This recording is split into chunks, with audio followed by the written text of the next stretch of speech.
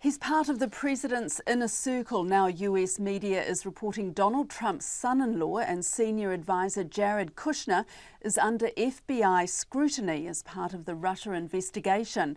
Reports say investigators believe he has relevant information, but he's not necessarily suspected of a crime. The FBI is looking into potential Russian meddling in the presidential election and links with Mr. Trump's campaign. Mr. Trump has described the situation as the single greatest witch hunt of a politician in American history. But Mr. Kushner's lawyer says his client will cooperate with any inquiry, as Washington Post's Matt Zapotosky reports.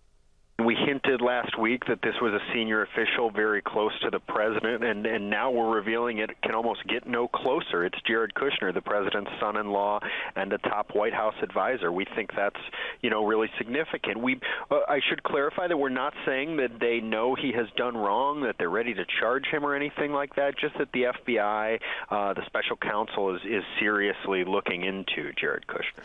He had some meetings in December with the Russian ambassador and a banker from Moscow, and these meetings are at the centre of the investigation? He did, yes. So in very early December, he met with Sergei Kislyak, who is the Russian ambassador to the United States, and then later sent a deputy to meet with Sergei Kislyak. He also met that month with a guy named Sergei Gorkov, who's the head of a big bank in Russia. Well, it would not be unheard of for members of the incoming administration, of which Jared Kushner was, to meet with emissaries of foreign countries, but that was a little weird because of the U.S.'s relationship with Russia, one, and because of what Russia had done with regard to our election, two. So investigators are keenly interested in these meetings as part of a much broader probe into Russian meddling in the 2016 election, and possibly other stuff too. And how much do you know about those meetings themselves and what they talked about?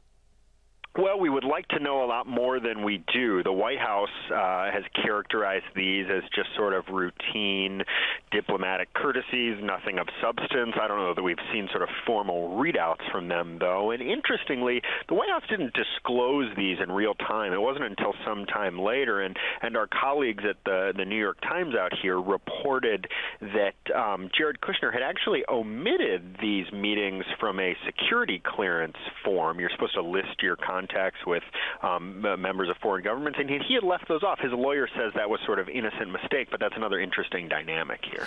And as you say in your story today, the former National Security Advisor Michael Flynn, who we already know is being investigated, he was also at one of those meetings? He was at the early December meeting, and then later that month he is on a very controversial call with Sergei Kislyak where they discuss the U.S. imposed sanctions against Russia.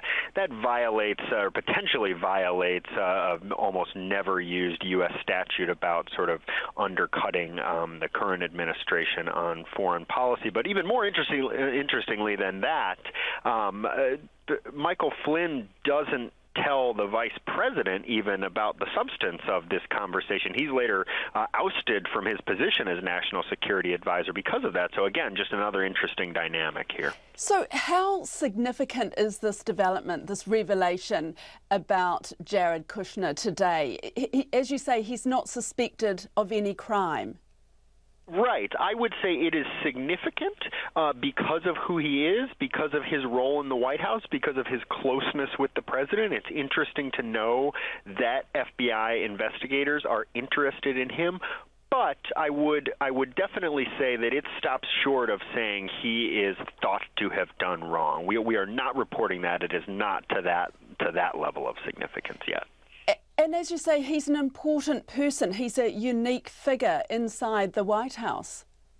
He is. I mean, he is married to the president's daughter. In fact, probably the only person closer to the president than him is the president's daughter, Ivanka.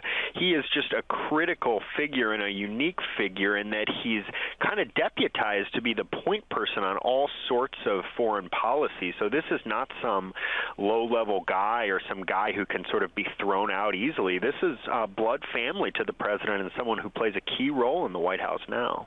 And are any other White House officials being investigated at this stage?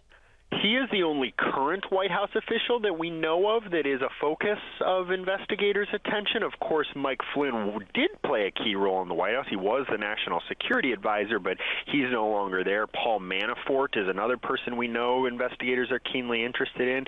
He was a key player on the campaign. He was actually Trump's campaign chairman, but he was kind of a short-timer there, was ousted pretty quickly. So Kushner is the only current White House official that we know to be considered kind of a key person here in the probe. And Matt, what's next? Is there more to come? That's a great question. So a special counsel has been appointed. Bob Mueller, who was a former FBI director, is now leading this investigation. We understand that the investigation is really heating up with some subpoenas being issued for records and possibly some interview requests coming. So we'll just watch closely to see what of those steps become public and see where this thing leads. We don't know yet. I don't want to overstate the significance here. We're not saying that wrongdoing has been proven. We'll just watch closely to see what more they find. It's Matt Zapotosky from the Washington Post.